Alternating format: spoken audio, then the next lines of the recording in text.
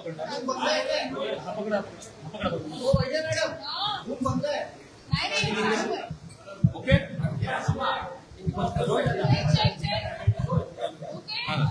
तुम्ही दादा आपण 2 वेळेस चर्चा केल्यानंतर असं मोठी काय झाली याच्या संदर्भात काय सांगता?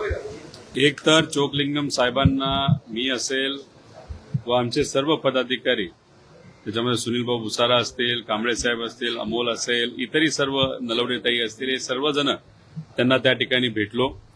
त्यांना एक डिटेल पत्र अशा पद्धतीचं हे सीईओ म्हणून त्यांना तिथं दिलेलं आहे. याच्याबरोबर बरेच मुद्दे तिथं आम्ही घेतलेले आहेत. पण काही आकडे तुमच्या सर्वांसमोर मी देतो जे त्यांनी त्या ठिकाणी सांगितलेले आहेत. आपल्या या महाराष्ट्रामध्ये टोटल मतदार किती होते तर 9,78,00,000 मतदार होते. आता त्याच्यातून डिजिटाईज नाहीतर ज्याच्याबद्दलची माहिती आली आहे नाहीतर डेटा कलेक्ट झालाय असे किती झाले तर 7,69,70,00,000. त्यामुळे अनकलेक्टेड डेटा ज्याचा कुठलाच डेटा आतापर्यंत नाही तर माहिती ही इलेक्शन कमिशनला आलेली नाही. हा किती आकडा आहे तर हा 2 कोटी आकडा आहे. म्हणजे तुम्ही जर साध्या भाषेत बोलायचं झालं तर 2 कोटी लोकांचं नाव हे महाराष्ट्राच्या इलेक्शन यादीमधून त्या ठिकाणी आता काढण्यात आलेलं आहे. कारण का त्यांच्याकडनं माहिती ही मिळाली नाही असं इथं आम्हाला सांगण्यात आलेलं आहे. आता 2 कोटी हे नावं नाही तर माहिती न आल्यामुळे नावं तर कमी झालीच आहेत. पण त्याच्यात जे 7,70,00,000 जो ज्याबद्दलची काही प्रमाणात माहिती आलेली आहे त्याच्यात पण काय होणार आहे त्यांनी सांगितलेलं आहे. त्याच्यामध्ये मॅप्ड आणि अप्रूव्ड म्हणजे सगळी माहिती आलेली आहे. अशा लोकांना वेगळं काढलं जाणार आहे. त्याच्यानंतर मॅप्ड पण अनॉमलीज जसं वेस्ट बेंगॉलमध्ये तुम्ही बघितलं असेल एक आकडा होता डिलीटेड जो मी आता 2 कोटीचा सांगितला डिलीटेड. पण त्यांनी तिथं एक 40 लाखाचा आकडा असा ठेवला होता अनॉमलीज. म्हणजे हा आमच्याकडे कमी माहिती आहे नाही तर ह्याच्यात काही डिस्पेरन्सी झाले आडनाव मॅच होत नाही. हे उद्या जाऊन या 7,70,00,000पैकी काही लोक असेही निघणार आहेत जसं वेस्ट बेंगॉलमध्ये निघाले होते. आणि अनमॅप्ड म्हणजे काहीच मॅप होऊ शकत नाही असे वेगळे त्याच्यामध्ये असणार आहे. म्हणजे 2 कोटीचा आकडा हा 2 कोटीचा न राहता उद्या जाऊन हा आकडा वाढू शकतो. आता आम्ही त्यांना काय विचारलं तर हे जे काही 2 कोटी लोक जी काढण्यात आलेली आहेत ती कशी काढलीत तुम्ही सांगा. तर याच्यामध्ये जे वारलेत नाही तर ज्यांचा मृत्यू झालाय असे 34 लाख लोक आहेत. अनट्रेसेबल नाही तर ऍबसेंट म्हणजे त्यांच्या घरामध्ये गेल्यानंतर तिथं गेल्यानंतर ती माणसं सापडलीच नाहीत असे 76 लाख आहेत. आणि परमनंटली शिफ्टेड कोणाचं लग्न होऊन बाहेर गेले नाही तर कामानिमित्तानं बाहेर गेलेले आहेत 77 लाख आहेत. अदर जे आहेत ते 2,30,000 आहेत जे सही करायला नाही म्हणले नाही तर कुठलं काही कारण असू शकतं. आणि ऑलरेडी एनरोल्ड असे 17 लाख आहेत. असे 2 कोटी हा आकडा तिथं होतो. म्हणजे हे जे काही आकडे आता आम्ही त्यांना असं विचारलं की जे मृत्यू झाला असं तुम्ही सांगताय उद्या जर तशी व्यक्ती आपल्याला सापडली की मृत्यू नाही झाला पण तो माणूस आहे तर म्हणजे फॉर्म 6 भरू शकता. त्यानंतर मग ऍबसेंट नाही तर अनट्रेसेबल आहे फॉर्म 6 भरू शकतात. परमनंटली शिफ्टेड फॉर्म 6 भरू शकतात. म्हणजे शुद्धीकरण तुम्ही यादीचं जे करायचं म्हणत आहात पण उद्या जाऊन फॉर्म 6च्या माध्यमातून इतर लोकांना सुद्धा याच्यामध्ये घेतलं जाऊ शकतं. त्याच्याचबरोबर आम्ही त्यांना विचारलं की काही डबल नाव आहेत त्याच्याचबरोबर काही अशी नावं आहेत ज्याचे फोटो चुकीचे आहेत. तर महाराष्ट्रामध्ये पहिल्यांदा म्हणजे आमचा आक्षेप त्या प्रमुख अधिकारी सीओ साहेबांवर नाही. अधिकारी चांगला वाटतोय बोलताना ते चांगलं बोलतायत थोडंसं गोलगोल सुद्धा त्या ठिकाणी ते बोलत आहेत. स्पष्टपणे काही उत्तरं त्यांनी तिथं दिली नाहीत पण काही विषयाची त्यांनी तिथं दिली. आता याच्यात त्यांनी असं सांगितलं शुद्धीकरण हे होणार हे खरं असलं तरी उद्या जाऊन लोकांची नावं ऍड केली जाऊ शकतात तर ऍड 100% तिथं केली जाऊ शकतात. त्यामुळे आमचं एवढंच मत आहे लोकांना. आज संध्याकाळी खरं तर आम्ही डिटेल प्रेझेंटेशन घेणार होतो पण आता तुमच्याशी बोलल्यानंतर एक प्रेझेंटेशन आम्ही ऑनलाईन टाकत आहोत तुम्ही तिथं बघा. याच्यामध्ये आमचे त्यांना जे आक्षेप होते की भाजपकडनं अशा पद्धतीचं सॉफ्टवेअर केलं गेलं आहे. त्या सॉफ्टवेअरमध्ये आपले म्हणजे आपल्या विचाराचे म्हणजे भाजपच्या विचाराचे संदिग्ध आणि विरोधी असं त्यांनी त्या सॉफ्टवेअरमध्ये त्यांनी नोंदणी केलेली आहे. तुम्ही एक समजून घ्या गेल्या 3 ते 3.5 महिन्यामध्ये हे एसआयआरचं काम चालू आहे. हा सगळा लोड जो आहे तो BLO वर आलाय. म्हणजे कुणी शिक्षक आहे, कुणी अधिकारी आहे. आणि मग शिक्षकांना टार्गेट दिलं गेलंय की काही झालं नाही तर या BLOना टार्गेट दिलं काही झालं तरी तुम्ही 100% एनरोलमेंट करून घ्या, नाहीतर 100% व्हेरिफिकेशन करून घ्या. त्यांना ते शक्य नाही. मग ते काय करतात की एका ठिकाणी कुठल्या तरी कार्यालयामध्ये बसून ते टेबल सर्व्हे करतायत.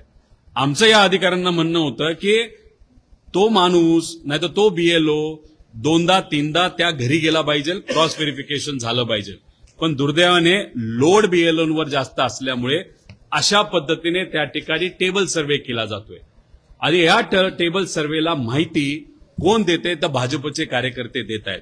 ते कुठून काढतायत माहिती तर अशा पद्धतीचं सॉफ्टवेअर त्यांनी जे केलंय त्याच्यातून त्यांनी माहिती काढली. आणि मग आम्ही त्यांना सांगितलं हे पुण्याचं आहे, एका चॅनलनी कव्हर केलेलं आहे. त्यानंतर हे नाशिकचे कलेक्टर स्वतः म्हणतात हो आम्हाला असं सापडलेलं टेबल सर्व्हे. त्यानंतर हे आहे ठाण्याचं, इथं सुद्धा तिथं ज्या आपल्या मीडिया चॅनल्स आहेत त्यांनी हे कव्हर केलंय, काही लोकांनी सोशल मीडियावर टाकलंय. आम्ही म्हटलं कारवाई तर करा, असं जिथं तिथं ते आलेलं आहे. त्यांनी आम्हाला शब्द दिला आम्ही कारवाई करू. त्यामुळे हे जे काय त्या ठिकाणी सुरू आहे हे खालच्या लेवलला, वरच्या लेवलला नाही, तिथं भाजपचा खूप मोठा वाटा आहे. भाजपचा अजून एक सांगतो, एकनाथ शिंदे साहेबांच्या पक्षाच्या जिथं उमेदवार आहे, आमदार आहे, तिथं सुद्धा भाजप काम करते. त्याच्याच बरोबर जिथं अजितदादांचा पक्षाचा आमदार तिथं तर ते करतच आहेत आणि आमचं तर करतात ती वेगळी गोष्ट. त्यामुळे जे अमित शाह साहेब महाराष्ट्रामध्ये येऊन म्हणल्या होत्या आम्हाला कुबड्या नको, तर ह्या सॉफ्टवेअरच्या मदतीने भाजप आणि BLOला हाताशी धरून काही प्रमाणात नाही तर दबाव टाकून या कुबड्या, या दोन्ही जे मोठे नेते त्यांचे पक्ष त्यांचे कुबड्या तर काढतच आहेत. पण इथं आम्हाला सुद्धा कुठं ना कुठंतरी वेगळ्या पद्धतीने मतदारमध्ये नोंदणीमध्ये काही फरक करून अडचणीत आणण्याचा प्रयत्न केला जाऊ शकतो, नाही तर केला जातोय असं आमचं सगळ्यांचं त्याच्यामध्ये म्हणणं आहे. आपल्याच एक प्राची कुलकर्णी नावाच्या एक पत्रकार आहेत, पुण्यामध्ये राहतात. यांचं नाव पुण्याच्या यादीतून काढण्यात आलं होतं. त्या तिथं गेल्या, मराठी पत्रकार असल्यामुळे लढवाया तुमच्यासारखे त्या आहेतच, त्या तिथं लढल्या. माझं नाव का काढलं, माझं नाव डिलीटेड यादीमध्ये का टाकलं, लढल्यानंतर त्यांनी प्रेशर आणल्यानंतर त्यांना तिथं असणाऱ्या अधिकाऱ्यांनी सांगितलं व्हॉट्सअपवर तुमचा तिथं आधार कार्ड पाठवा. आम्ही रेग्युलराईज करून दिलो आणि लगेच व्हॉट्सअपवर टाकल्यानंतर बसल्या बसल्या त्यांचं रेग्युलराईज झालं. ठीक आहे, ते पत्रकार असल्यामुळे लढल्या, ते झालं. पण मग व्हॉट्सअपवर तुम्ही अशा एखाद्या व्यक्तीचं जर रेग्युलराईज करत असाल तर मग भाजपने सांगितलं, प्रेशर आणलं, तर असे किती आकडे तुम्ही रेग्युलराईज केलेले आहेत असाही प्रश्न त्या ठिकाणी निर्माण होतो. त्यामुळे आता आमच्याकडे मोठ्या मोठ्या याद्या आहेत 288 मतदारसंघाच्या. 2024ला कुणी मतदान केलंय, त्यानंतर या जिल्हा परिषद पंचायत समितीला कुणी केलंय, महानगरपालिकेला कुणी केलंय. 24 तारखेला यांच्याकडनं पहिली प्री यादी येणार आहे. आमच्याकडे असणाऱ्या याद्या त्या आम्ही क्रॉस व्हेरीफाय करणार आहोत. आम्ही काँग्रेसमध्ये च्या मतदारसंघामध्ये सुद्धा काम करतोय, त्यांना आम्ही ती यादी देऊ, त्यांच्याकडनं यादी घेऊ, आम्ही एकत्रित काम करू. भाजपच्या पण मतदारसंघात करतोय, एकनाथ शिंदे साहेबांच्या पण करतोय. त्यामुळे उद्या जाऊन 24ला यादी एकदा आली तर दूध का दूध पाणी का पाणी आपण करू शकतो. डबल स्टार बरेच काय जे नावं काढली होती हे सगळं आम्ही क्रॉस व्हेरिफिकेशन तिथं करून आणणार आहे. पण एक तुम्हाला सांगतो, प्रेझेंटेशन तुम्ही बघावं. वेस्ट बेंगॉलमध्ये काय झालं होतं, कसं झालं होतं, त्याच्याच बरोबर बिहारमध्ये काय झालं होतं. जाता जाता फक्त वेस्ट बेंगॉलमध्ये संदिग्ध यादीमध्ये ज्या लोकांची नावं टाकली आहेत ना, असे 41 लाख लोक आहेत. त्यांना गेल्या 4 महिन्यामध्ये त्यातल्या किती लोकांना रेग्युलराईज केलं तर 38,000 लोकांचं क्रॉस चेक झालं. त्यातले 80% लोक म्हणजे 28,000 लोक हे रेग्युलराईज झाले. म्हणजे जे 42 लाख लोक बाहेर काढले होते संदिग्ध यादी म्हणून, त्याच्यातले 80% हे मतदार आहेत. फक्त इलेक्शन जिंकण्यासाठी तिथं गडबड ही करण्यात आली होती. आणि गेल्या 4 महिन्यामध्ये फक्त जर 40,000 लोकांचं नाव व्हेरिफाय होत असेल तर वर्षात 1,20,000 लोकांचं होणार, 5 वर्षामध्ये 7 लाख लोकांचं होणार. 42 लाख लोकांचं कधी करणार?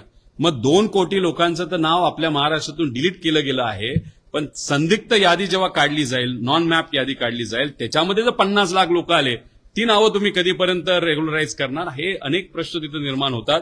त्यामुळे आमचं या सगळ्या विषयांवर लक्ष आहे. सीओ साहेबांना आम्ही भेटलेलो आहे, त्यांना आम्ही पत्र दिलेलं आहे.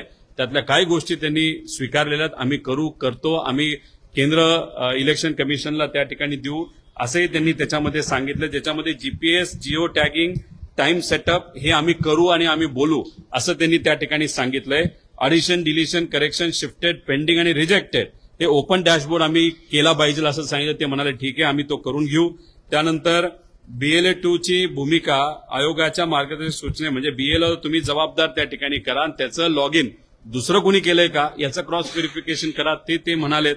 आणि बाकी अजून बरेच विषय ते म्हणाले की आम्ही केंद्र इलेक्शन कमिशनशी बोलू आणि सांगू. आणि एक चांगली गोष्ट अशी आहे की यांच्याकडे यादी कशाची आहे जी आम्ही काही प्रमाणात बघितलेली आहे की जे लोक फोटो डबल आहेत, नाहीतर ज्याचा छोटा फोटो आहे, ज्याचा मोठा फोटो आहे, ज्याचा तिथं दुसऱ्याचाच कोणाचा ते कार्टूनचा फोटो आहे, नाही ट्रम्पचा फोटो लावलाय, असे जे काही आर्टिफिशियल इंटेलिजन्सच्या माध्यमातून त्यांनी खूप मोठी यादी वेगळी काढलेली आहे. महाराष्ट्रात पहिल्यांदा झालं असं त्यांचं मत आहे. त्यांनी जिल्ह्याला पण यादी पाठवलेली आहे, पण ते कंपल्सरी नाहीये. त्यामुळे आम्ही त्यांना विनंती केली ती यादी आम्हाला द्या, आम्ही आमच्या पद्धतीने क्रॉस व्हेरीफाय करू. अशा बऱ्याच विषयावर तिथं चर्चा झाली. 2.5 तास चर्चा झाली. काही प्रमाणात अधिकारी म्हणून त्यांनी भूमिका मांडण्याचा प्रामाणिकपणे प्रयत्न केला, पण खालच्या लेवलला BLOवर मोठ्या प्रमाणात प्रेशर असल्यामुळे हे सत्ताधाऱ्यांकडनं पण असू शकतं, नाहीतर पूर्णपणे सर्व्हे करण्याचा पण असू शकतं. पण दुर्दैवाने त्या ठिकाणी बरंच गडबड कदाचित खालच्या लेवलला झाली असं आमचं मत आहे. 99.80% हे तिथं डेटा नाही तर माहिती आलेली आहे. त्यामुळे डेट एक्सटेंड होईल असा जर प्रश्न तुम्हाला करायचा असेल तर डेट एक्सटेंड होणार नाही. आज रात्री मध्यरात्रीपर्यंत हा सगळा डेटा 100% त्यांच्याकडे आलेला असेल असं त्यांचं मत आहे.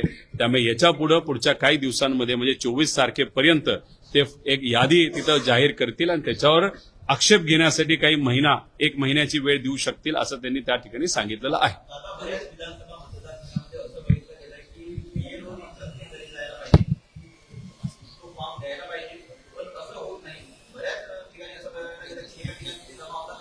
हेच मी सांगितलेलं आहे. तेच टेबल सर्व्हे मोठ्या प्रमाणात ठिकठिकाणी तिथं सुरू आहे. आणि आमचं मत आहे की मोबाईल एंट्री करत असताना तो घरी गेलाय का BLO का नाही गेला हे तुम्हाला बघता येतं.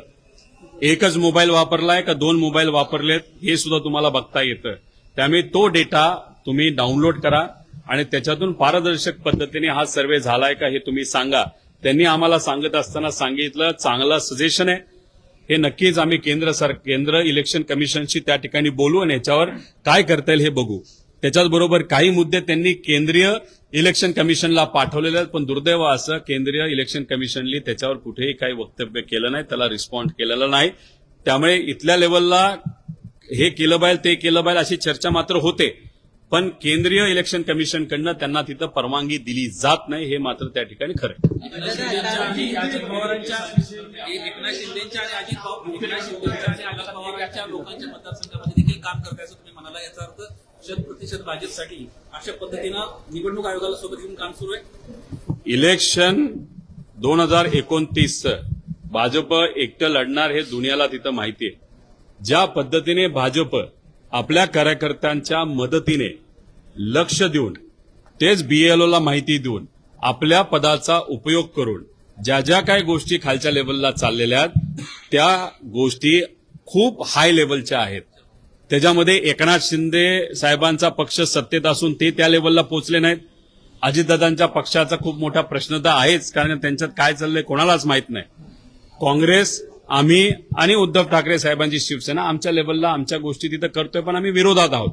त्यामुळे एकनाथ शिंदे साहेबांच्या आमदारांच्या मतदारसंघात आणि अजितदादांच्या पक्षातल्या मतदारसंघात आणि विरोधातल्या म्हणजे आमच्या मतदारसंघामध्ये BJP त्यांची यंत्रणा लावून मोठ्या प्रमाणात खालच्या लेवलला त्या ठिकाणी बदल नाही तर त्यांचे जे काही कार्यकर्त्यांचा उपयोग करून खूप मोठ्या प्रमाणात काही गोष्टी करतंय असं आमचं मत आहे. त्यामुळे कुबड्या हे आम्हाला नको. हे अमित शाह साहेबांनी जे सांगितलेले 2029ला आम्ही कुबड्या नको म्हणजे आम्हाला कुणी मित्रपक्ष नको, त्याची तयारी राजकीय दृष्टिकोनातून तर चाललीच आहे, पण SIRच्या माध्यमातून मोठ्या प्रमाणात चालली असं आपल्याला म्हणता येते. त्यामुळे मला असं वाटतं एकनाथ शिंदे साहेबांना मी विनंती करतो, अजितदादांच्या पक्षाला आम्ही त्या ठिकाणी विनंती करतो, तुम्ही सुद्धा आमच्या बरोबर या, नाहीतर उद्या 2029ला इलेक्शन लढत असताना तुमचे सुद्धा डोळे त्या ठिकाणी पांढरे होऊ शकतील. असं जर तिथं सत्तेचा उपयोग हा अशा पद्धतीने केला जात असेल तर. दादा, एक राजकीय प्रश्न आहे की दोन राजकीय 40 लाख मतदार जे आहेत ते वाढलेले होते आणि त्यावेळेस निवडणूक आयोगाकडनं सांगण्यात आलेलं होतं की खरं तर तेच नावं जी वाढलेली आहेत त्यातल्या काही लोकांना रेग्युलराईज कदाचित इथं करण्यात येतं अशी आमची शंका आहे. पण त्याच्याच बरोबर 2029च्या इलेक्शनच्या आधी अशी नावं वाढू शकतात का, हा प्रश्न आम्ही जेव्हा इथं असणाऱ्या सीईओ साहेबांना केला, त्यांनी सांगितलं फॉर्म 6 भरला तर विषय तुम्हाला नावं वाढू शकतात. म्हणजे फॉर्म 6चा हा मुद्दा आहेच. मग एसआयआर झालं, क्लीनअप झालं, शुद्धीकरण झालं, असं किती ते म्हणत राहिले तरी फॉर्म 6च्या मदतीने उद्या जाऊन कोणाचंही नाव कुठेही तिथं टाकता येईल. त्यामुळे 40 लाख मतदार 2024 म्हणजे लोकसभा आणि विधानसभेच्या मध्ये जे वाढले, आता कमी केले असले तरी परत इलेक्शनच्या आधी ते वाढू शकतात, ही भीती मात्र त्या ठिकाणी आहे. पालकमंत्री पदाचा विषय मार्गी लागलेला आहे. भरत गोगावले रायगडचे पालकमंत्री नेमणुकीमध्ये राष्ट्रवादी फक्त 17% आहे आणि दुसऱ्या पक्षात कार्यकर्ते मिळतले तर त्यामुळे तुमच्यावर विश्वास नाही कार्यकर्त्यांचा आणि असं ज्या पक्षातही काय करायचं बघा म्हणतायत नवनाथ बनतो. ते कोण आहेत मला माहित नाहीत, कदाचित ते नगरसेवक आहेत. नगरसेवकांवर बोलणं काही उचित नाही, पण महाविकास आघाडी म्हणून आम्ही काम करत असताना त्या ठिकाणी तिथं काँग्रेसला विश्वासात घेतलं, उद्धव ठाकरे साहेबांच्या पक्षाला विश्वासात घेतो आणि आमचा पक्ष तर त्या ठिकाणी आहेच. त्यामुळे आमचे 10 आमदार आहेत, आमदार कमी आहेत, पण आम्ही आमच्या पदाधिकाऱ्याच्या माध्यमातून त्या गोष्टी करतोय. आम्ही एकत्रित जे करायचंय ते करतोय. त्यामुळे मला असं वाटतं की एकनाथ शिंदे साहेबांचा पक्ष आणि अजितदादांच्या पक्षाला सुद्धा या विषयामध्ये लक्ष घालून लोकशाही टिकवायला आणि संविधान टिकवण्यासाठी एसआयआर मध्ये जो काय घोळ खालच्या लेवलला केला जातोय त्याच्यावर खऱ्या अर्थाने लक्ष देण्याची जरूरत. पालकमंत्री पदाचा विषय मार्गी लागला आहे. भरत गोगावले रायगडचे पालकमंत्री झालेत आणि गिरीश महाजन हे नाशिकचे पालकमंत्री झाले. खरं तर 2 दिवसापूर्वी एक पत्रिका व्हायरल झाली, त्याच्यामध्ये ऑलरेडी त्यांचं नाव पालकमंत्री म्हणून जाहीर केलं होतं. हे बघा, एकतर भुसे साहेबांना तिथून म्हणजे नाशिकमधून तिथं पालकमंत्री व्हायचं होतं. आता गोगवल्यांचा मुद्दा हा समजा रायगडमधून सोडवला असेल तर मग भाजपली वाटाघाटी करून तिथं म्हणजे कुठं नाशिकमध्ये तो विषय सोडवला असेल. म्हणजे चर्चा कुठल्या 2 पक्षामध्ये झाली आणि मार्ग कुठल्या 2 पक्षाचा निघाला, नाशिकचा आणि रायगडचा, म्हणजे एकनाथ शिंदे साहेबांचा आणि भाजपचा. पण भुजबळ साहेबांसारखा मोठा नेता जो अजितदादांच्या पक्षातून नाशिकचा पालकमंत्री व्हावा अशी त्यांची इच्छा होती, त्यांना मात्र वाऱ्यावर सोडलं. जनतेची पण काही प्रमाणात इच्छा होती, कारण का लोक त्यांच्या पाठीमागे मोठे नेते ज्येष्ठ मंत्री असल्यामुळे त्या ठिकाणी होते. त्यामुळे त्यांना वाऱ्यावर सोडलं. अजितदादांच्या पक्षाला तर कुठंच गृहीत त्या ठिकाणी धरलं नाही. अजितदादांच्या पक्षाला रायगडमध्ये कॉम्प्रोमाइज करावं लागलं, तशी तिथं नाशिकमध्ये मागणी असताना तिथेही त्यांना कॉम्प्रोमाइज करावं लागलं. म्हणजे अजितदादांच्या पक्षाला सगळीकडेच कॉम्प्रोमाइज करायचं ठरवलंय का काय, असा प्रश्न त्या ठिकाणी निर्माण होतो. आणि राहिला प्रश्न गिरीश महाजनांचा, जे आता पालकमंत्री नाशिकचे झालेत, आता अनऑफिशियली ते पालकमंत्री होता, आता ऑफिशियली झाले. पण ऑफिशियल असू का अनऑफिशियल असू, तिथं जो काही तिथं महाकुंभ पुढच्या काही महिन्यांमध्ये त्या ठिकाणी होणार आहे, त्याच्यात जी कामं आता चालू आहेत 30-35 हजार कोटीची, त्याच्यात मात्र महाजन साहेबांच्या परिचयाच्या लोकांनी जो भ्रष्टाचार केलाय तो तर बाहेर निघणारच आहे.